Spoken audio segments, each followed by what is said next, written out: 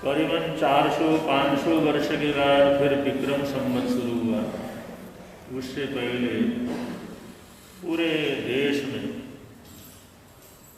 संपूर्ण रूप से गौतम प्रतिपदा के दिवस पर कार्तिक सूरी एक के दिन नया वर्ष मनाया जाता था और सारे लिखत पढ़त सारे कार्य इसी संवत के अनुसार चलते थे। क्योंकि जब भगवान महावीर स्वामी का निर्माण हुआ तो भगवान महावीर स्वामी के प्रति श्रद्धा रखने वाले जितने भी राजा थे, जितने भी रजवाड़े थे, जितने भी उद्योगपति थे, हजारों के लोगों के साथ कालापुरी के अंदर उपस्थित थे। तो उन्होंने इन महापुरुषों की स्मृति में किसी को हर साल मनाना प्रारंभ किया, जिसको हम प्रकाश का वर्ष, दीपोज्जल का वर्ष, भगवान महावीर स्वामी के निर्माण महोत्सव अब नव वर्ष के रूप में मनाते हैं।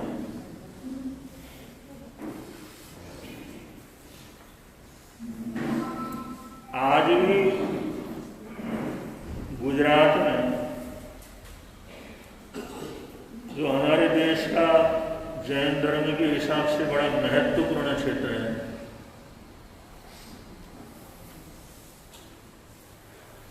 और जैन संख्या के हिसाब से, जैन तीर्थों के हिसाब से भी गुजरात पूरे जैन समाज के लिए आदर्श क्षेत्र है। और जितना बड़ा ये थानक है और जितना बड़ा ये तुम्हारा पार्क है, इतनी बड़ी जगह तो वहाँ पर बिहार धाम के रूप में हजारों की तादाद। अब हिसाब लगा, हर गांव के बाहर, हर कस्बे के बाहर, हर शहर के बाहर चारों तरफ इतनी लंबी चौड़ी जगहें बिहार धाम के रूप में, तीर्थ के रूप में तो उनकी क्या गिनती करेंगे। बिहार धाम, उसमें साधु संतों के रुकने का, सतियों का अलग, साधुओं का अलग, मंदिर जी, उपाश्रय, भोजनालय, अतिथियों के रुकने की जगह, हर बिहार है। हमें तो बड़ा भारी आश्चर्य हुआ कि चाहे हम 10 किलोमीटर के हिसाब से चले, चाहे 7 किलोमीटर के हिसाब से चले, चाहे 15 या 20 किलोमीटर के हिसाब से चले, बिहार धाम हर जगह उपलब्ध है। और कितनी जगह घिरी हुई होगी आप लोग अनुमान लगा सकते। और ऐसे जगह जगह पर अद्भुत तीर्थ बने, साधु सतियों का विचरण भी इतना रहता। अगर एक बिहार धाम में एक दिन, क्योंकि बिहार धाम में सिर्फ एक ही दिन लगा सकते हैं, ज़्यादा से ज़्यादा 2 दिन, 3 दिन वहाँ पर रुक नहीं सकते, क्योंकि साधु संतों का आना जाना बराबर रहता है। और तीर्थ जहाँ होते हैं वहाँ पर कितने ही रुके। हमारे अभिषेक गुरु जी महाराज साहब कहते हैं, यहाँ तो अगर बिहार धाम फरसे कम से कम 1-2 साल तो वैसे ही लगे, कुछ करने की जरूरत, विचरण। और बिहार धाम ऐसे वहां पर A to Z सब कुछ वहां पर मिलता है। चटाइयाँ हो, पाटे हो, कंबलियां हो, नीचे बिछाने की हो, मच्छरदानियां हो, कोई चीज साधु संतों को लेकर के चलने की जरूरत है। अब इधर और राज्य में तो चलो तो सब इंतजाम करके चलना पड़ता है, वहां कोई इंतजाम की जरूरत नहीं। तो कितना संपन्न है जैन हिसाब से, कितनी समृद्धि है वहां पर। और त्याग पछान अभी पीछे वहां के जो मुख्यमंत्री हैं, वहां पर 57 दीक्षाएं हुई और 57 के 57 दीक्षार्थियों का स्वागत उन्होंने अपनी तरफ से वहां पर संपन्न किया। और इतने दीक्षाएं भी परिवार के परिवार दीक्षा ले लेते हैं, छोटे बच्चे से लेकर के बड़े, दादा है, दादी है, बेटा है, बहू है, उसके पोते हैं, पोतियां हैं, वो 5 7 जने सारा पूरी परिवार के साथ दीक्षा लेते हैं। आप लोग कभी अनुमान भी नहीं कर सकते ऐसा भी हो सकता है। और इतने बड़े बड़े जौहरी, और जिस समय दीक्षा होती है तो रत्नों की, हीरो की, वो जो ऊपर से वारना करते, जैसे पैसों की वारना होती है ना, ऐसे कितनी समृद्धि छोड़ी। और गुजरात में आज भी इसी दिन नववर्ष प्रारंभ होता है, पूरी तरह से पूरे गुजरात के अंदर 36 कोण में आज ही नया साल मनाया जाता है, आज ही नए साल की बधाइयाँ दी जाती हैं, आज ही नए साल के भेंट दिए जाते हैं, और आज से 1 महीने तक के लिए सबको छुट्टी हो जाती है। दीपावली हुई और नया साल मना करके 1 महीने की छुट्टी सबको हो जाती, क्योंकि वहां पर जैन समाज का ही वर्चस्व। तो आज गुजरात में सारा पूरा सिस्टम इस तरह से है, तो उस जमाने में तो होगा ही होगा, कितना जबरदस्त होगा जब सारे राजा महाराजा उसी चीज को मानने वाले। इसलिए सबसे पहला संपत्ति वीर निर्माण संपत्ति, उसका पहला दिन, जिसमें आराध्य गुरुदेव बड़ी लंबी साधना के बाद अपना मंगल कार्ड देते हैं, और उसी प्रोग्राम में आप लोग यहाँ पर एकत्रित हो रहे हैं, शांति से बैठे हुए हैं, आराध्य गुरुदेव का मंगल कार्य। तो थोड़ी सी बात हम भी अपने आप लोगों की तरफ से रखना, अपनी तरफ से। प्रवर्तक जी यहाँ पर विराजे, और जिस दिन से चतुर्मास प्रारंभ हुआ उससे पहले से आपने कार्यक्रम को प्रारंभ किया, और लगातार ये चतुर्मास में पूरी तरह से रौनक चल रही है। जैसे आज उपस्थिति है ऐसे हर रोज उपस्थिति है। ये परिवर्तक श्री जी की मेहनत है और आराध्य गुरुदेव का आशीर्वाद है। शुरू से लेकर के आखिर तक, और ये चतुर्मास कैसे व्यतीत हुआ, क्योंकि सूर्य से भागदौड़ शुरू हो जाती है शाम तक। वो 8-8 बजे से पहले तो हमारे को यहाँ आने की तैयारी करनी पड़ती, तो इसलिए जो है वो भाग दौड़ में ये 4 महीने का चतुर्मास बड़े अच्छे ढंग से संपन्न हुआ। और आप लोग आने जाने वाले लोग, आप लोगों को भी बिल्कुल ही पता नहीं लगा होगा कब चतुर्मास शुरू हुआ, कब संवत्सरी आए, कब चले गए। अब भी उसी तरह का वातावरण चल रहा है। यह आप लोगों की अपनी पुण्यवाणी है, गुरुओं की नगरी है। शुरू से ही साधना इस भूमि के अंदर हुई है, और धर्म की प्रवादना यहाँ पर जैसे भी संत चाहे वैसी प्रवादना यहाँ पर हो जाती है।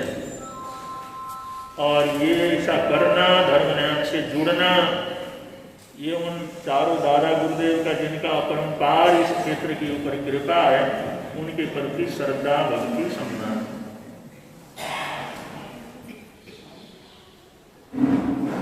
हमारे ऐसे जैन सभा उसकी कार्यकारिणी,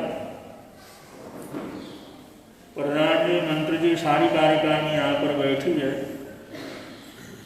इनका ये संकल्प था एक बार तो गुरुदेव को यहाँ पर लेकर के आएंगे और उसके बाद हम अपनी जिम्मेदारी से थोड़ा मुक्त हो जाए। तो उन्होंने मन बनाया हुआ है इस चतुर्मास के आखिर में, वो कहते हैं हम अपने सारे पदों को छोड़ करके नए सिरे से संघ का संचालन प्रारंभ हो। हमने काफी लंबे समय से सेवाएं दी हैं, तो ऐसा वो मन बना चुका। जब उन्होंने हमारे सामने ये बात रखी, उन्होंने कहा गुरुदेव वैसे तो इस कमेटी के 2 साल समय बचता है, 23 तक हम बड़े आराम से रह सकते हैं, लेकिन हमने ये मन बनाया है गुरुदेव पधारे हैं और पहले भी हमने बोला है। तो उन्होंने कहा कि इस चतुर्मास को पूरा होते होते हम भी इस पद से मुक्त होने का भाव रखते हैं। तो इस विचार के बाद हमारे प्रवर्तक श्री आशीष मुनि महाराज साहब, जिनको वर्तमान आचार्य ध्यान योगी महान तपस्वी डॉक्टर शिव मुनि महाराज साहब ने उत्तर भारत का प्रवर्तक बनाया है और बहुत बड़ी जिम्मेदारी। उत्तर भारत कोई छोटा इलाका नहीं है, 450-500 साधु साधुओं का ये जो है क्षेत्र है, दिल्ली से लेकर के कश्मीर तक है, इधर से लेकर के पूरे नेपाल के इलाके तक, गोरखपुर तक ये इलाका लगता है, उधर बिहार बंगाल इसके साथ लगता है, इतना बड़ा एरिया है। तो उत्तर भारत उसकी जिम्मेदारी प्रवर्तक के रूप में श्री आशीष मुनि महाराज साहब। तो आशीष मुनि महाराज साहब की हार्दिक ये भावना रही है कि बराबर सभी लोग लाभ ले रहे हैं। कोई परिवार ऐसा नहीं है जो चतुर्मास और चतुर्मास के कार्यक्रम में भाग न ले, और लगातार कई वर्षों से बहुत अच्छा वातावरण चल रहा है, बहुत सुंदर वातावरण चल रहा है, बड़े सद्भावना का वातावरण चल रहा है। तो ये जो सद्भावना का वातावरण हमेशा हमेशा बना रहे, हमेशा हमेशा गुरु नगरी का गौरव आगे से आगे बढ़े, और आप लोगों की पुण्यवाणी भी दिन दुनी रात चौगुनी आगे से आगे बढ़ती रहे। इसलिए उनकी हार्दिक भावना ये है कि आगे आने वाली ये सभा जब अपना पद त्याग करेंगे तो उसके बाद आने वाली सभा, उसका तो रजिस्टर जो है ये संघ है, तो रजिस्टर संघ का वोटिंग ही होता है। लेकिन प्रवर्तक श्री जी की हार्दिक भावना है, वोटिंग के परिणाम तो हम बहुत जगह देखते हैं। तो आने वाले कार्यकारिणी के लिए ऐसे जैन सभा के व्यवस्थित रूप से आगे बढ़ाने के लिए अध्यक्ष का इलेक्शन नहीं सिलेक्शन है, क्योंकि इलेक्शन में बहुत सी ऐसी बातें रहती हैं जो नहीं चाहते भी हो जाती हैं। तो प्रवर्तक की हार्दिक भावना है सिलेक्शन, मतदान होकर के सहमति से प्रधान का चुनाव। और ऐसे प्रबुद्ध समाज में जयनगर मेरठ जैसा संघ है, यहाँ की इतनी संस्थाएं हैं, सारे पढ़े लिखे लोग हैं, संपन्न हैं, गुरु कृपा बरसती है। तो यहाँ के संघ के लिए ऐसा कोई असंभव नहीं है। अगर चाहेंगे तो इलेक्शन के बिना सिलेक्शन करके ये चुनाव को संपन्न किया जा सकता। तो उसके लिए प्रवर्तक श्री जी ने सबसे पहले तो ऐसे जैन सभा के सभी सदस्यों से पूरी तरह से 1-2 मीटिंग करके ये भावना व्यक्त की, और कार्यकारिणी ने इस बात को सहर्ष स्वीकार किया। गुरुदेव अगर ऐसा होता है तो हम जो भी इसके अंदर योगदान रहेगा वो पूरा योगदान देने के लिए तैयार। पिंडी बरादरी, रावलपिंडी बरादरी को हमने बुलाया, प्रवर्तक सिंह ने उनसे पूरी चर्चा की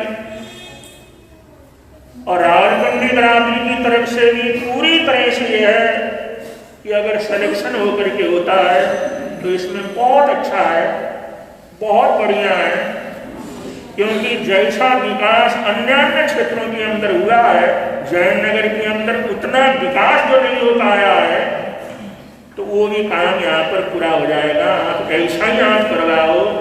रावलपिंडी संघ के जितने भी अधिकारी थे, जो भी आए थे, चर्चा हुई, उन्होंने भी इस बात के ऊपर बड़ा शहर से उन्होंने सहमति दी है।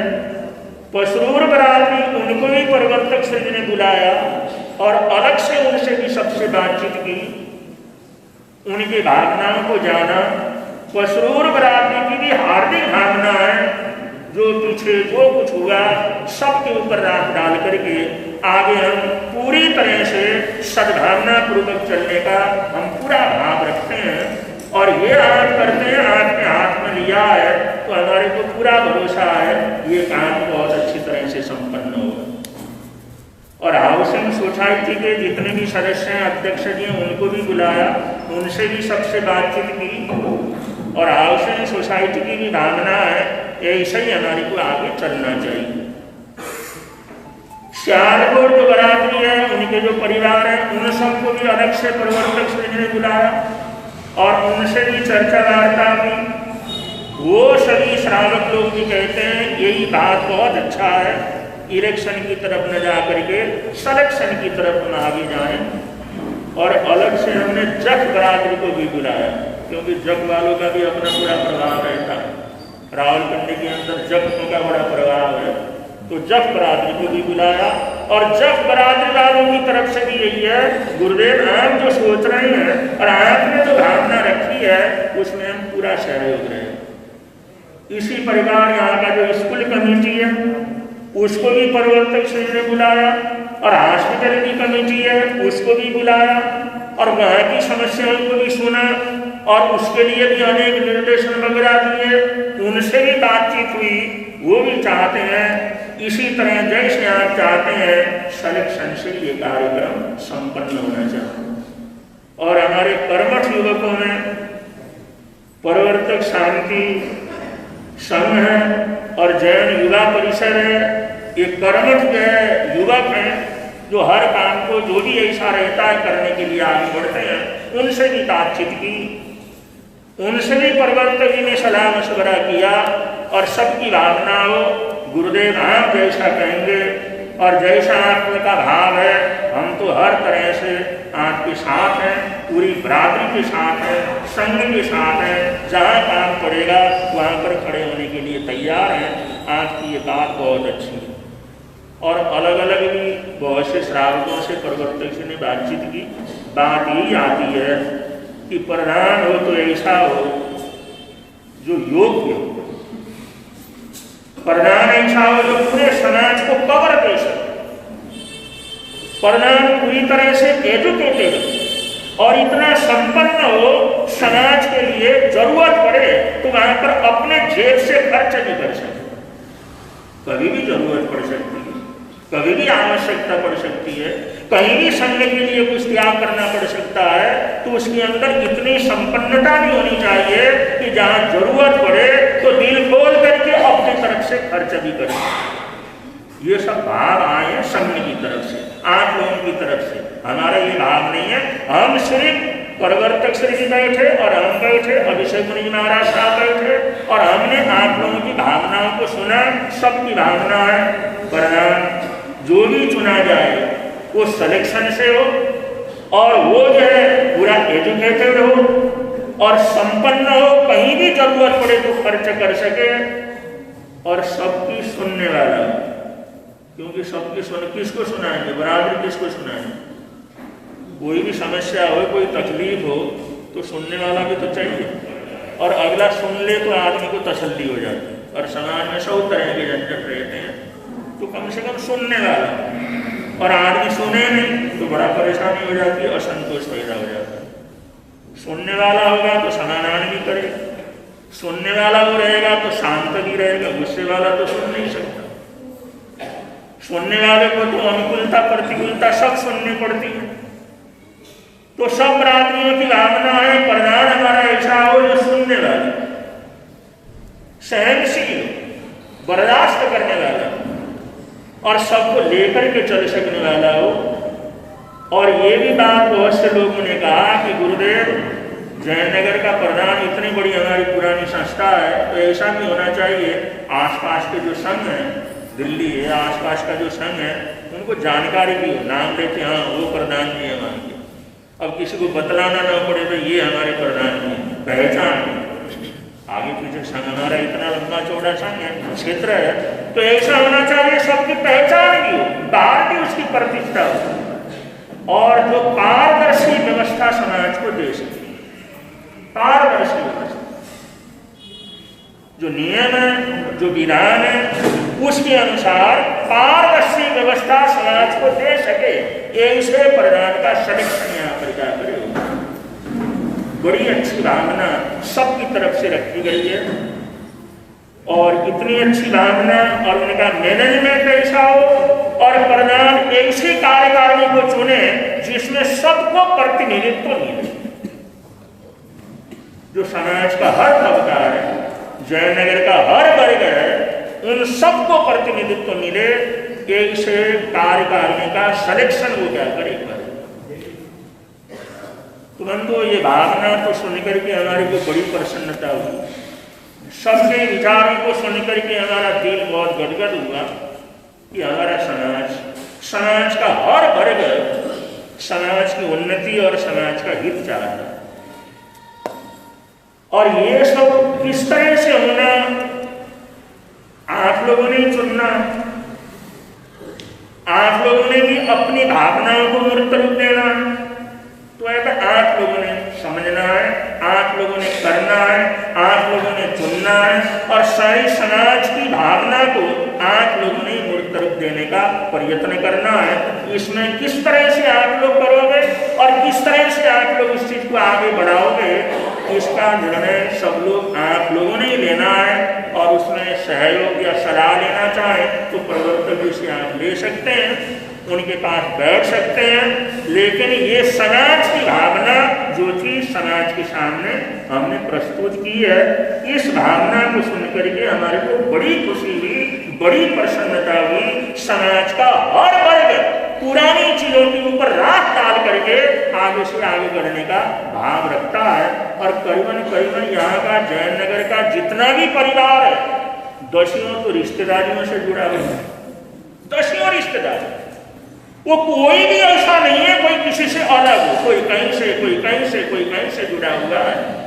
इसलिए ऐसी भावना, ऐसा सोच जो बरादरी का हमने सुना, इससे हमारे को बड़ी तसल्ली हुई। यही भाव जानना था कि अपने समाज की भावना इतनी ऊंची है, अपने क्षेत्र की भावना इतनी ऊंची है, यह सुनकर के ही हमारे को तृप्त हो गई, क्योंकि जैसी भावना होती है वैसे ही कार्य करते हैं। तो ये 4 महीने तक जो हमारे प्रवर्तक श्री जी ने ये उठा पटक बैठक जो बुलाना करना ये करना किया है, उसका जो सारांश है आप लोगों के समक्ष रख दिया है। तो आप सबने इसके ऊपर विचार करना है, इससे इस तरह से इसको कार्य देना है, इसका विचार आप लोगों ने करना है। और इतनी सी हमारी भावना।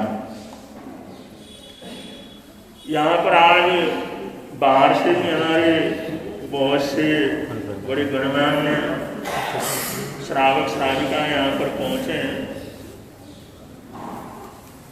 और उसमें एक परिवार है, सागद्रा परिवार, नवी बम्बई से यहाँ पर आया हुआ है। राजेश जी सागद्रा पूरे परिवार के साथ यहाँ पर आए हुए हैं और ये परिवार गुरुदेव से इतना जुड़ा हुआ है हमेशा से, और साहित्य के प्रकाशन में और कार्यक्रम में और नवी बम्बई के चतुर्मास करवाने में ये परिवार पूरी तरह से आगे था। इन्होंने कहा था कि नई बम्बई के अंदर हर हालात के अंदर चतुर्मास करना है तो इनके प्रयत्न से नवी बम्बई के अंदर चतुर्नाश हुआ और हमारा शर्त था बम्बई के अंदर हमारा चतुर्नाश करवाना है, गुरुदेव को रोकना हो तो तुम्हारे को जो पूरे बम्बई के अंदर ओसवाल भवन नहीं है, ओसवाल समाज का भवन मानक होना चाहिए। तो इस परिवार ने और पूरे जो है नवी बम्बई के ओसवाल समाज ने गुरुदेव के भावनाओं को इतना आदर दिया, 11 करोड़ की जगह दी और 25 करोड़ का उनका प्लान है। वो कार्यक्रम आगे वो बढ़ा रहे हैं। आज सावधरा जी यहाँ पर आ रही हैं। मैं 2 मिनट के लिए एडवोकेट सुशील कुमार जी जैन उनको आगे लाता हूँ, अगर यहाँ पर हूँ तो जरा आगे आए। एडवोकेट सुशील कुमार और हमारे सावधरा जी राजेश जी सावधरा आगे आए।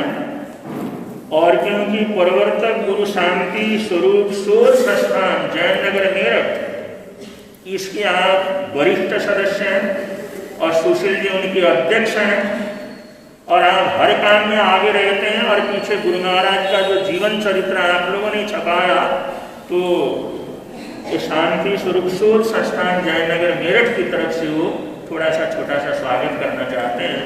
राजेश आगे आगे उनकी भावना है। तो हमारे सुशील जी उनको सबसे पहले माला पहना करके उनको सबकी तरफ से स्वागत करेंगे और उसके बाद हाँ थोड़ा सही